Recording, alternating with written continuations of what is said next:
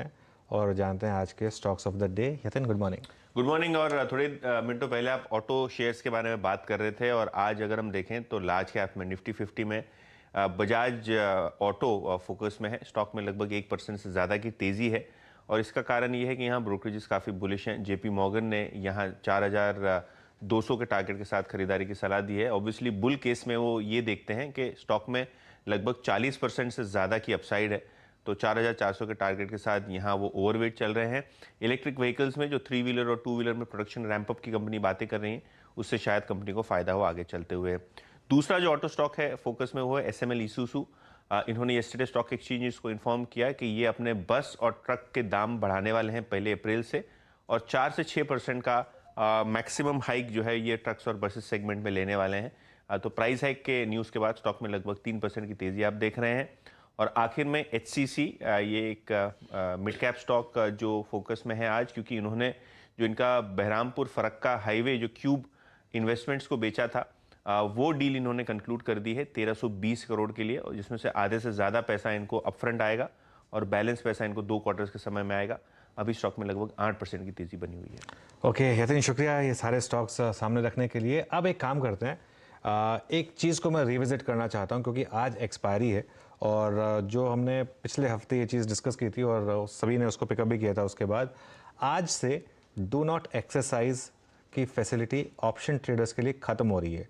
ध्यान रखिएगा, बहुत इंपॉर्टेंट है ये। मैं रिविजिट कर रहा हूँ इस टॉपिक को क्योंकि ये इंपॉर्टेंट है और स्टॉक ऑप्शंस ट्रेडर्स को अब डू नॉट एक्सरसाइज का ऑप्शन नहीं मिलेगा। डू नॉट एक्सरसाइज क्या फैसिलिटी होती है बेसिकली, और ये कहाँ से मामला निकल कर आया था? आपको याद होगा एक बार एक ट्रेडर ने हिंडाल्को की 450 की पुट ली थी और हिंडाल्को का रेट चल रहा था 452-53 के करीब, तो उन्होंने अज्यूम कर लिया कि ये पुट जीरो होगा और वैसे भी 450 के पुट में उसके बाद सामने कोई सेलर कोई बायर था नहीं जिसको आप बेच सकते थे। ऑब्वियस है, कोई क्यों लेगा।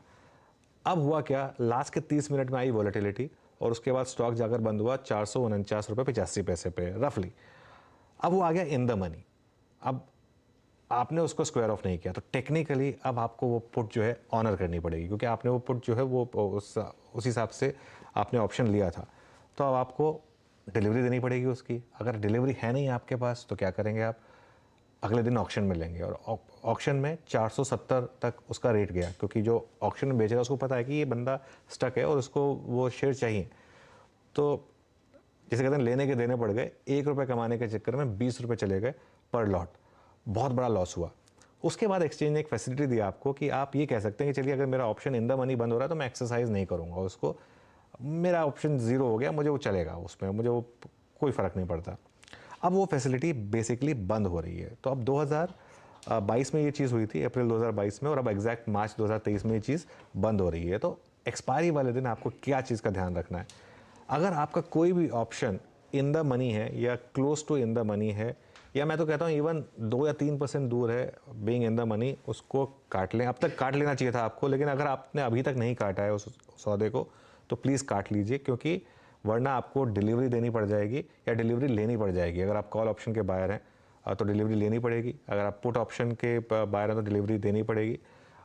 इस चीज़ का ध्यान रखिए। और अगर आप ऑप्शन सेलर हैं तो उसमें भी आपको डिलीवरी उसी हिसाब से लेनी या देनी पड़ेगी डिपेंडिंग ऑन आप कॉल सेल कर रहे हैं या पुट सेल कर रहे हैं। और हो सकता है कि जो आपने ऑप्शन लिया हुआ हो वो इतना इलिक्विड हो जाए कि आप उसको बेच ही ना पाएँ फिर। इसके लिए इस चीज़ का ध्यान रखें और ऑप्शन को उसी हिसाब से स्क्वायर ऑफ कर लें। लेकिन वीरू, मार्केट में थोड़ी सी तेज़ी इस समय, खासतौर से ब्रॉडर मार्केट में।